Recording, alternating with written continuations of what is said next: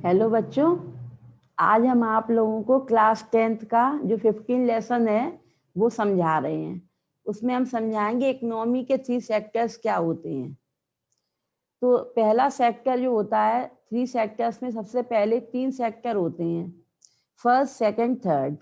First sector को कहते हैं प्राइमरी सेक्टर, दूसरे सेक्टर को कहते हैं सेकेंडरी सेक्टर और थर्ड सेक्टर को कहते हैं टर्शियरी सेक्टर।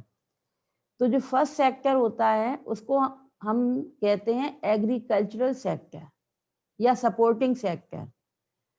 दूसरे सेक्टर का नाम होता है इंडस्ट्रियल सेक्टर और थर्ड सेक्टर को हम सर्विस सेक्टर भी कहते हैं।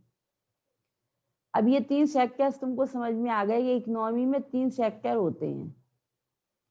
अब प्राइमरी सेक्टर क्या होता है ये समझा रहे हैं। प्राइमरी सेक्टर्स में हमें जो रॉ मटेरियल है, कच्चा माल, वो डायरेक्टली मिल जाता है।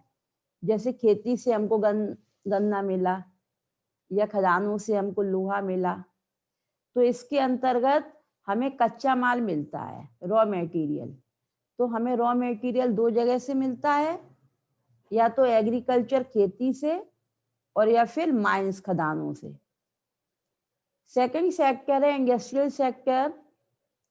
तो उसमें क्या होता है कि सामान का केवल रूप परिवर्तन होता है, ट्रांसफॉर्मेशन। इंडस्ट्रियों में सामान का रूप परिवर्तन होता है। जैसे आपको गन्ना मिला तो शुगर केन से आपने शुगर बना ली, आयरन मिला तो आयरन से आपने कोई सामान बना लिया। तो सेकंड सेक्टर इंडस्ट्रियल सेक्टर है। थर्ड सेक्टर में वो सामान बिकता है। जो सर्विस सेक्टर है ये सबसे बड़ा सेक्टर है, थर्ड सेक्टर, और ये सामान को बिकवाने में मदद करता है। फर्स्ट और सेकंड सेक्टर की मदद करता है। जैसे इंडस्ट्री में, सेकंड सेक्टर में तो इंडस्ट्री में सामान बन के रखा है, अब वो बिकेगा कैसे? उसके लिए आपको ट्रांसपोर्ट चाहिए, है ना, इंटरनेट चाहिए और आपको बहुत सारी फैसिलिटीज चाहिए। जितनी फैसिलिटीज इसमें हैं ये सारे इंफ्रास्ट्रक्चर कहलाते हैं। इसको हिंदी में कहते हैं अधोसंरचना। तो इंफ्रास्ट्रक्चर क्या है? जो चीजें सामान को बिकवाने में मदद करेंगी। तो इंफ्रास्ट्रक्चर भी 2 प्रकार के हैं, एक प्राइमरी और दूसरा। जैसे इंफ्रास्ट्रक्चर 2 प्रकार के हैं, तो प्राइमरी में तो हो गया आपका सोशल इंफ्रास्ट्रक्चर, उसको बेसिक इंफ्रास्ट्रक्चर भी कहते हैं, और दूसरा है आपका इकोनॉमिक इंफ्रास्ट्रक्चर। तो 2 इंफ्रास्ट्रक्चर हो गए, एक बेसिक या सोशल और दूसरा इकोनॉमिक।